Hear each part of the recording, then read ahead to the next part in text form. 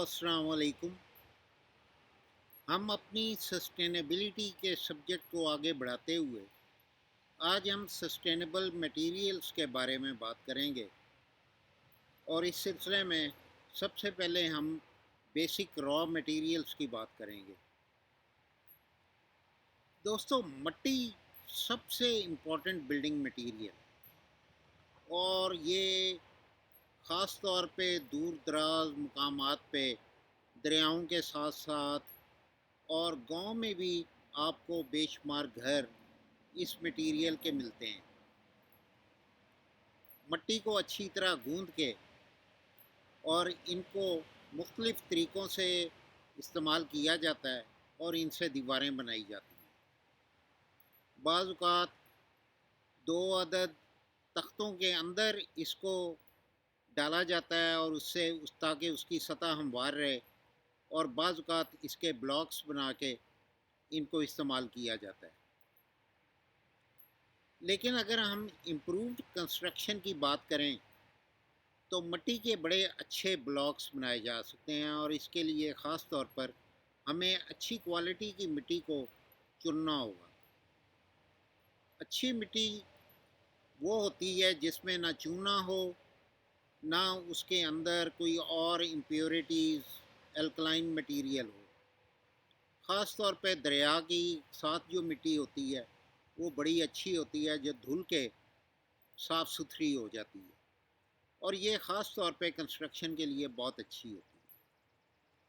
हम मिट्टी की ईंटें बना के यानी कंप्रेस्ड ब्रिक्स बनाकर इनको इस्तेमाल कर सकते हैं, ताकि जो अंदरूनी और बैरूनी सरफेस है वो अच्छी रहे।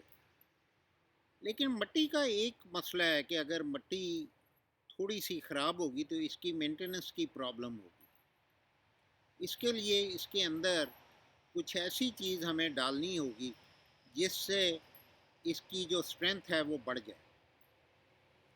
इस सिलसिले में दूसरा जो अहम मटेरियल है जो मिट्टी के साथ इस्तेमाल किया जा सकता है वो है लाइम, चूना। चूना एक ऐसा मटेरियल है जिसकी क्वालिटीज़ लाइम के साथ मिलती जुलती हैं। चूने को अगर मिट्टी के साथ इस्तेमाल किया जाए तो मिट्टी की जो स्ट्रेंथ है वो बढ़ जाती है। हमने देखा है कि जो पुराने किले होते थे, मसलन आप एग्ज़ाम्पल ले लें हैदराबाद थल की या मनकेरा की, तो वो किले आज भी, उनकी दीवारें आज भी अपनी असली हालत में मौजूद हैं। उसकी वजह ये है कि उस मिट्टी की क्वालिटी अच्छी थी और उसमें चूने की मिकदार हुआ करती थी, खालिस मिट्टी थी। तो चूने को शामिल करके उसको ज़्यादा बेहतर किया जा सकता है। लेकिन कुछ लोग जो हैं वो सीमेंट भी इस्तेमाल करते हैं इसको बनाने के लिए, लेकिन सीमेंट की प्रॉब्लम ये है कि सीमेंट की क्वालिटीज़ मिट्टी के साथ नहीं मिलती।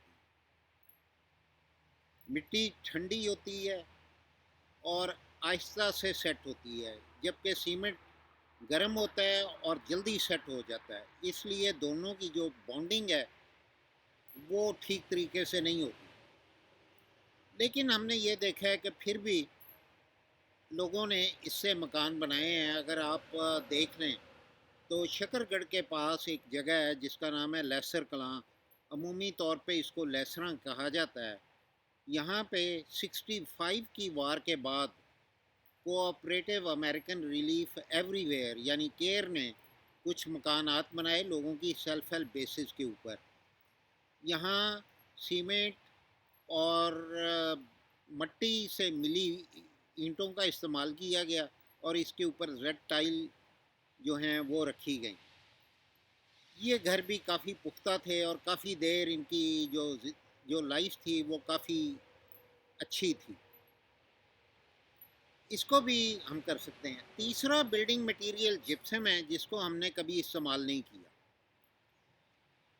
जिप्सम अगर हम देखें तो हमारे जो हिंदू शाहिया टेम्पल्स थे साल्ट रेंज में, उसकी जो बॉन्डिंग थी वो सारी जिप्सम से हुई है, और इनमें कई एक टेम्पल्स में जिप्सम का इस्तेमाल हुआ है और उसकी आज भी वो स्ट्रेंथ जो है وہ بہت زیادہ ہے.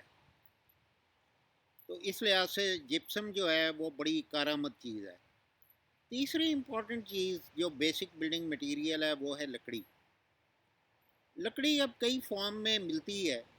مثلاً شروع میں لوگوں نے جو اپنے جو سٹرکچر بنائے خاص طور پہ چولستان اور تھر میں اور ڈیزرٹ ایریا دنیا میں ہر جگہ پہ بھی جہاں ملتے ہیں وہاں پہ درختوں کی جو شاخیں ہیں ان کو لے کے ان کا استعمال کیا گیا ہے. لیکن بیمبو کا بھی یعنی بانس کا بھی استعمال کیا جا سکتا ہے اور اس کو آسانی سے بینڈ کر کے ایک گنبد نما شکل دی جا سکتی ہے. بیمبو ہمارے یہاں اکثر اور آسانی سے پیدا ہو سکتا ہے اور یہ جلدی بھی پیدا ہوتا ہے. اس کو بھی استعمال کر کے ہم کوئی سٹرکچر ایسے بنا سکتے ہیں جن کو جس سے ہم اپنے گھر بھی بنا سکتے ہیں. بیمبو کے اوپر کافی کام ہوا ہے. خاص طور پہ آپ دیکھیں کہ بنگلہ دیش کے اندر تو یہ بہت زیادہ استعمال ہوتا ہے لیکن پاکستان کے ہاں بھی یہ شیخوپورہ کے قریب ایک سکول بنا ہے جھلار ملاوی کے اندر اور اس کے اندر بھی انہوں نے بیمبو کا استعمال کیا ہے. تو بیمبو ایک اچھی چیز ہے. اس کو بھی استعمال کر کے ہم اپنی بلڈنگز کو بنا سکتے ہیں. چوتھا امپورٹنٹ جو مٹیریل ہے وہ ہے سٹون. سٹون کو ہم صحیح تھوڑا سا اس کو تراش کر اس کی شکل بنا کر اس کو بہتر کر کے اس کو بھی دیواروں کے اندر استعمال کیا جا سکتا ہے خاص طور پہ ان علاقوں میں جہاں پہ صرف پتھر ہوتا ہے. یہ پتھر آپ دیکھیں کہ اس کی بے شمار کنسٹرکشن ٹیکنیکس ہیں.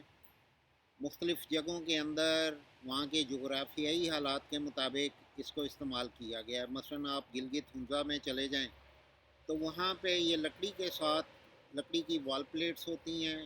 کارنر کے اوپر لکڑی کے پلرز ہوتے ہیں تاکہ ارتھکویک کے لیے اس کریبج کنسٹرکشن کو استعمال کر کے اس کو زیادہ مضبوط کیا جا سکے. لیکن اگر آپ تربت اور ان علاقوں میں چلے جائیں منڈ بیلو کی طرف چلے جائیں تو وہاں پہ ہم دیکھیں گے کہ صدیوں سے ایک ہیرنگ بونڈ پیٹرن جو ہے وہ دیواروں کے اندر استعمال کیا جاتا تھا اور آج بھی وہاں پہ جو کئی نئی کنسٹرکشن سٹون کی ہوتی ہے اس میں استعمال ہو رہا ہے.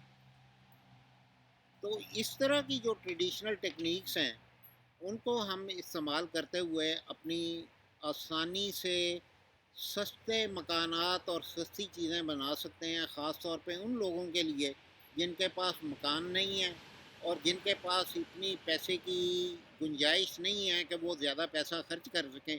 تو یہ ایک بڑے لو کاسٹ زیرو کاربن گھر بھی بنا سکتے ہیں ہم.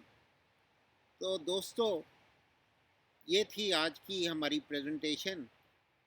آپ سے گزارش ہے کہ آپ اس پریزنٹیشن کو شیئر بھی کریں اور سبسکرائب بھی کریں. Thank you very much.